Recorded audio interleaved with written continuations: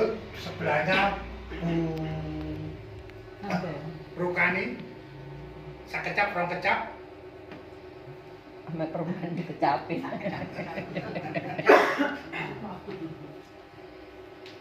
Kula napa nyeritaken masalah keluarga pun Pak Luki. Kula selama 2 minggu niki kula datang Prambon. Nah, Sabtu rumiyin kula tasik tengene Pak Non niku tasik lembe niki. Niki wae kula nggih tasik lembe niki. Ternyata nah apa kula teng mriku niku njagi jeo karena Mas Luki kali Mbak Yeni niku njagi ibuke wonten rumah sakit pindah-pindah. Mantun Buki Mojosari, lajeng teng Kriyan Rekso, terakhir teng Gunung. Nah itu kalau ini tanggal hari Rabu sampun ditinggali.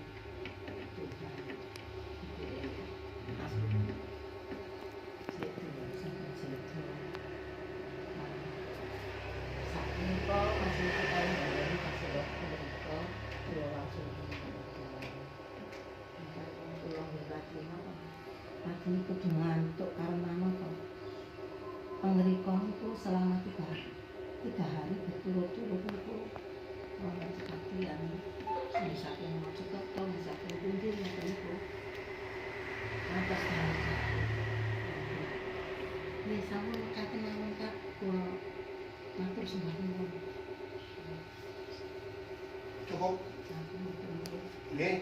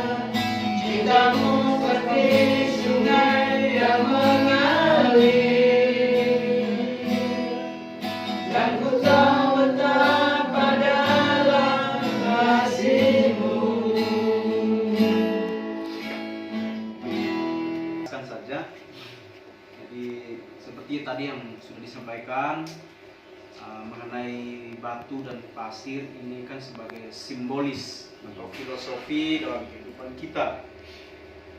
Di sini Tuhan Yesus sendiri mengatakan dengan tegas dan proklamirkan dirinya itu adalah sumber kehidupan itu sendiri, sumber kekuatan itu sendiri.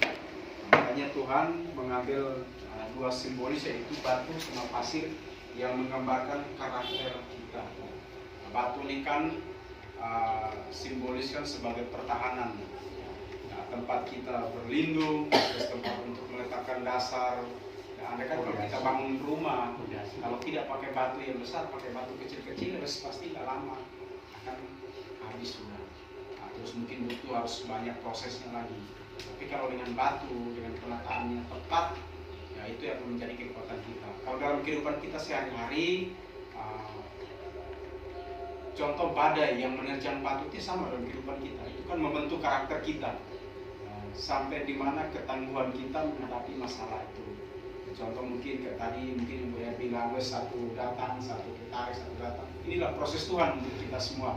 Dan saya sendiri pun mengalami hal seperti itu. Sejauh mana komitmen kita ini betul-betul sungguh-sungguh ikut pada sumber, yaitu Tuhan Yesus sendiri. Kalau kita memang betul-betul mau membangun persekutuan dengan Tuhan, itulah konsekuensi yang harus kita hadapi untuk membangun karakter. Jadi saya bercontoh aja begini, ada yang kan sering bilang dia paling tidak suka dengan orang yang bohong, atau paling tidak suka dengan orang yang suka marah-marah. Nanti cara itulah Tuhan akan membentuk karakter dia. Dia akan berhadapan dengan orang yang mungkin tiap hari seringnya sama, bikin dia kesal. Kan tujuannya untuk apa? Untuk mempertegas dirinya dia, karena dia sudah mengatakan dia paling tidak suka dengan hal seperti itu. Dari situ nanti akan membangun karakternya dia, akhirnya menjadi sesuatu yang besar dikembangkan seperti batu. Dan dia pokoknya dia tidak akan pernah mundur karena komitmennya dia sendiri kan. Harus hadapi masalah ini apapun yang terjadi dan walaupun sedih. Beda lagi dengan orang yang mendirikan rumahnya di atas pasir. Pasir ini kan ya memang lihatnya bagus kan. Dan itulah yang dalam kehidupan kita seperti tadi yang Pak Sirano bilang kan. Kita sering bangun rumah kan di atas pasir. Terus kita ke pantai lihat, pasirnya bagus sekali kan. Tapi gitu, kena ini gelombang, terus ambil semua, langsung abrasi. Itulah kehidupan kita sama.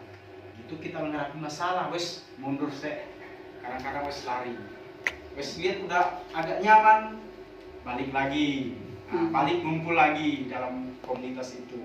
Wes rasa nggak nyaman, jalan lagi. Nah, tapi kalau batu kan tidak. Makanya kenapa? Batu sama pasir ditempatkan dalam satu wadah, itu karena seperti itu. Kita lihat ke pantai, batunya kok tajam-tajam kayak berdirinya kayak gitu. Tapi nanti setelah lewat proses pengkikisan, wes diterpa badai, terpa gelombang semua, nanti kita kan akan lihat, wes kok modelnya bagus sekali. Nah, itulah caranya Tuhan memberikan simbolis itu ya untuk kehidupan kita sehari. Dan pasir pun sama seperti itu. Kita lihat sama bagusnya juga. Malah mungkin lebih bagus pasir daripada ini kan batu. Tapi itulah yang kadang-kadang membuat kita tertipu. Kita lebih senang dengan kenyamanan diri kita sendiri tanpa kita memperdulikan dan tanpa kita mendengarkan suara Tuhan. Kalau Tuhan, dia inilah yang sumber kehidupan itu, dia yang melakukan semua dan dia sendiri yang mempertegas. Dengar loh, kamu bangun loh rumah di atas batu. Dalam hati kamu harus beriman dengan segala permasalahan. Demikian ini hanya tambahan dari saya. Semoga yang menjadi motivasi dalam kehidupan kita. Amin. Cukup? Cukup Pak. Lanjut, Pak Pri, Intan. Bersyukur saya sampaikan teman-teman di sini ada dua macam dasar. Setiap orang yang mendengar perkataanku ini melakukannya, dia sama dengan orang yang bijaksana yang mendirikan rumahnya di atas batu. Di sini ada dua macam dasar, di batu dan di pasir. Apa yang dikatakan teman-teman semuanya dalam kehidupan lepas pribadi, apa yang disampaikan Pak Supriyadi ketika mendengar ada pendeta yang dia siapkan, tapi akhirnya semua ada yang menderita kurangnya tamasnya. Tapi kita kembali lagi, Tuhan pasti akan menolong kita. Hanya menunjukkan sebuah lagu. Bu R ngendikan kok tarik olor. Saya bilang itu kita kayak jahitin baju, kasih bahan kita yang bagus. Begitu sudah selesai di fitting, dicoba gak pas, pasti tambah gemuk, ada dibenahin lagi sampai bener-bener sempurna dengan wujud kita. Ya demikian aja.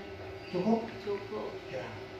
Ditandani. Ditandani terus. Tutup poin, Tutup poin. parai, monggo. Enggak berai, kangen Pak. Saya hanya mengumpulkan semuanya dari Pak Partono tadi tentang bercerita kepada orang-orang di sekitar. Ya, memang kita diajar untuk kita berhikmat, tetapi ada satu hal yang harus kita pegang. Saya bacakan dari saya enggak menggunakan dari pemikiran saya sendiri, tapi saya akan bacakan bagaimana firman Tuhan disampaikan. Saya akan buka di dalam Wahyu pasal 21 ayat 8. Di situ perikopnya langit yang baru dan bumi yang baru. Saya baca pada ayat 8. Tetapi orang-orang penakut, orang-orang yang tidak percaya, orang-orang keji, orang-orang pembunuh, orang-orang sundal, tukang-tukang sihir, penyembah-penyembah berhala, dan semua pendusta, mereka akan mendapat bagian mereka di dalam lautan yang menyala-nyala oleh api dan belerang. Inilah kematian yang kedua. Kenapa kok apa yang disampaikan Pak Partono saya masukkan ini? Ini ayat yang pertama, Pak Partono sampai waca sing dua tentu atok itu ya. Ayat 8a. Wahyu 21 ayat 8. Wahyu 21. Kalau jelek. Tangis. Wahyu 21 ayat 8.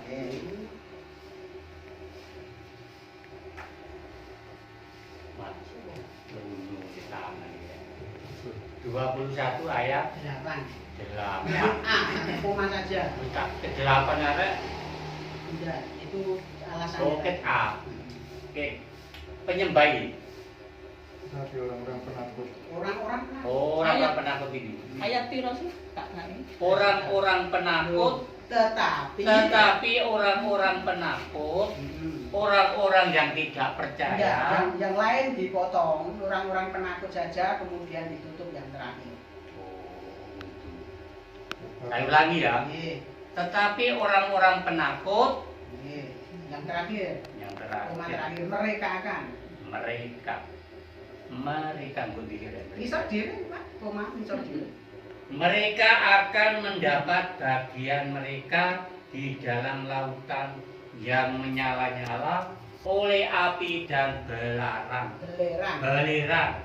Inilah kematian yang kedua. Nah, dilancar malih. Sing diwaca. Dilancar no? Nggih. Wah. Wahyu 21 ayat. Tetapi orang-orang penakut, Nggih. mereka akan mendapat bagian mereka di dalam lautan yang menyala-nyala oleh api dan belerang. Inilah kematian yang kedua. Jelas nih. Kenapa kata-kata penakut itu ditaruh awal, tidak ditaruh di belakang? Padahal di situ ada penyembah berhala, ada pejina, pendusta. Di situ penakut itu menyangkut banyak hal. Takut tentang mengakui Yesus di depan manusia. Artinya wedi ngakoni Yesus itu yang dipercaya. Takut memberitakan firman Tuhan. Takut ngakoni dan wong Kristen. Itu yang muncul di awal, sehingga jawabannya mereka itulah yang akan mendapat bagian di dalam lautan api dan belerang. Itu tempatnya roh kegelapan, yaitu neraka, kematian kedua. Jadi intinya kalau kita wedi ngakoni kekristenan di depan manusia, itu ada ayatnya di Matius, Bapakku juga tidak akan mengakui. Dia pun akan malu mengaku, tidak mau mengakui di hadapan malaikat. Makanya kita harus berani, ya resiko memang. Makanya jawab Tuhan, jika mereka mau mendengar, biarlah dia yang akan mendapat berkat. Bagi yang menolak itu hak mereka. Tapi kita sudah menceritakan dengan kebenaran. Makanya judulnya di situ tentang langit yang baru dan bumi yang baru. Itu hal yang baru yang bisa kita berikan kepada sesama kita.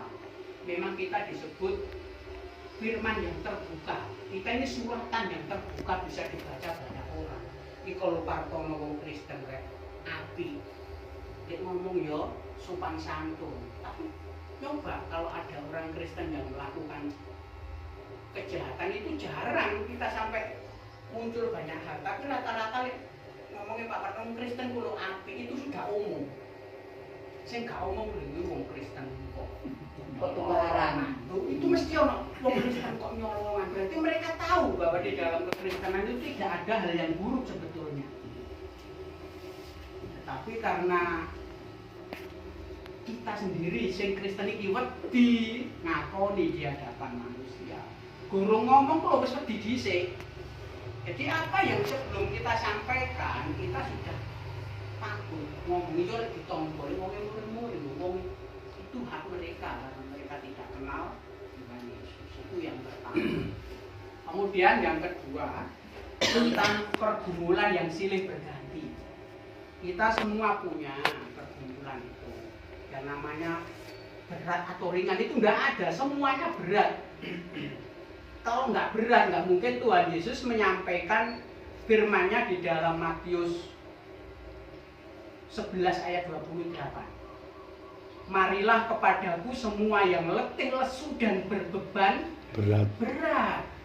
Nggak ono beban itu ringan, tapi sesuai kemampuan masing-masing. Menurut Pak Partono itu berat, menurut aku belum tentu berat. Karena yang diberi beban Pak Saryono bukan saya. Nah, bebannya Pak Ence pun diberikan karena Pak Ence Tuhan percaya sanggup. Nah, lek gak sanggup, ya moro nang Gusti aja ngedumel gitu loh. Makanya Yesus ngomong marilah kepadaku. Akan saya bacakan biar tidak dipotong. Matius 11 ayat 28. Marilah kepadaku. Ini jelas ya, kepada Yesus. Semua yang letih, lesu dan berbeban berat, aku akan memberi kelegaan kepadamu.